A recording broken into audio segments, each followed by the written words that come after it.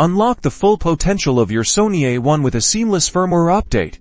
Here's how to do it easily from your Mac. First, ensure your A1 is fully charged and has a formatted memory card inserted. This is crucial for a stable update process. Head over to the official Sony support website on your Mac. Navigate to the firmware download section for your Alpha A1 camera model. Download the latest firmware file, specifically tailored for Mac. Make sure it's the correct version for your region.